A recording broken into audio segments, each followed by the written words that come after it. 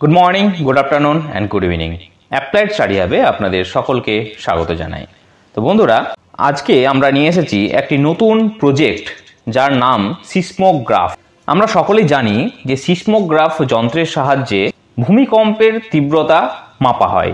আর এই ভূমিকম্পের তীব্রতা মাপন যে স্কেল, সেই স্কেলের নাম হচ্ছে রিক্টার স্কেল। তো বন্ধুরা, আজকে আমরা এই ভিডিওতে দেখব কিভাবে এই সিসমোগ্রাফ যে যন্ত্র সেটাকে তৈরি করা হয় এবং এটা কিভাবে আমরা স্কুল বা কলেজ প্রজেক্টে এটাকে অ্যাড করতে পারি। তো বন্ধুরা, খুব ভালো করে দেখুন, এটা হচ্ছে সেই সিসমোগ্রাফ যন্ত্র যেখানে একটি দাগ কাটা হচ্ছে এবং যেটি ঘুরছে সেটা হচ্ছে রিক্টার স্কেল। তো এক্স্যাক্ট সিসমোগ্রাফ কিন্তু এটা নয়, এটা একটা ধারণা যে এরকমভাবে ভূমিকম্প তার যে তীব্রতা সেটাকে আমরা মেজার করতে পারি। তো বন্ধুরা, এই সিসমোগ্রাফ যন্ত্রের যে কার্যনীতি, তার যে ওয়ার্কিং প্রিন্সিপাল, সেটার উপরে বেশ করে আজকের এই প্রজেক্ট। আর এই সিসমোগ্রাফ যন্ত্র এটি স্কুল কলেজের প্রজেক্টে অ্যাড করতে গেলে, বানাতে গেলে যেভাবে যে পদ্ধতিতে এটি বানাতে হয়, তার যে উপকরণগুলি প্রয়োজন হয় সেই জিনিসটা আপনারা খুব ভালো করে লক্ষ্য করুন। তার যে স্ট্রাকচার, এটা পিভিসি পাইপ দ্বারা তৈরি করা হয়েছে, কিন্তু বন্ধুরা এটা আপনারা চাইলে অন্য কিছুতেও বানাতে পারেন। এবং এখানে লেগেছে একটি মোটর এবং তার সাথে একটি ব্যাটারি এবং একটি সুইচ। একেবারে সুন্দর একটা ছোট্ট প্রজেক্ট। তো এটি কিভাবে কাজ করছে সেটা আমরা পরে আলোচনা করছি। কিভাবে এই সিসমোগ্রাফ রিক্টার স্কেলে ভূমিকম্পের যে তীব্রতা সেটাকে মেজার করে, যেটাকে লেখে নোট ডাউন করে, সেটাকে আমরা এখন প্রথমে দেখব।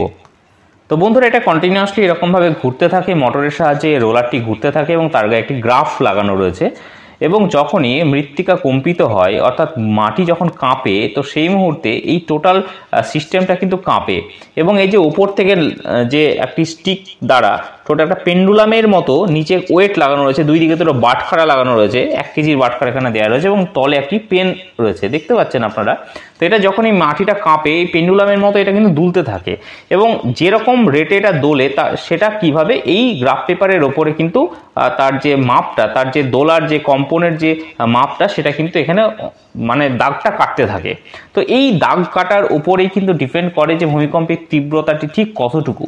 যত জোরে মাটি কাঁপবে তত দূর পর্যন্ত এই পেন্ডুলামটি দুলতে থাকবে এবং স্কেলের ওপরে তার কিন্তু দাগটি সে কাটতে থাকবে এবং তার যে মাপ, পরিমাপ, সেটা কিন্তু সেখানে দর্শাবে।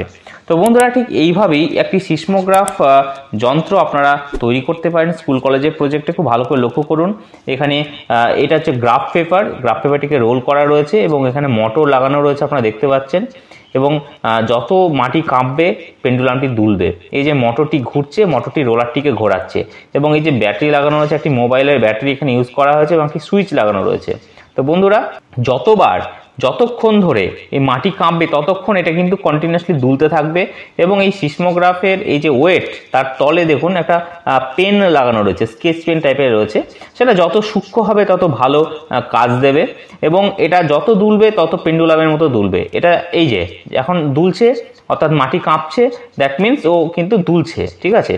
এবং যখন এটা নর্মাল থাকবে তখন কিন্তু কাঁপবে না। এই যে মাটি কাঁপছে, ও কিন্তু দাগ কাটতে থাকছে। এই যে আমরা দেখতে পাচ্ছি এখানে যে দুই সাইডে যে একটি দাগ কেটে যাচ্ছে, এই যে দাগটি কাটা, এটাকেই কিন্তু রিক্টার স্কেলে পরিমাপ করা হয়ে থাকে যে কতটা পর্যন্ত ভূমিকম্পের তীব্রতা। তো বন্ধুরা, যেমন যেমন মৃত্তিকা কম্পিত হবে ঠিক তেমন তেমন এই রিক্টার স্কেলের ওপরে ওই যে পেন, সেটা কিন্তু দাগ কাটতে থাকবে। তো এইভাবে আমরা একটি সিসমোগ্রাফ যন্ত্রকে এখানে আমরা প্রজেক্টের মাধ্যমে দেখাতে পারি।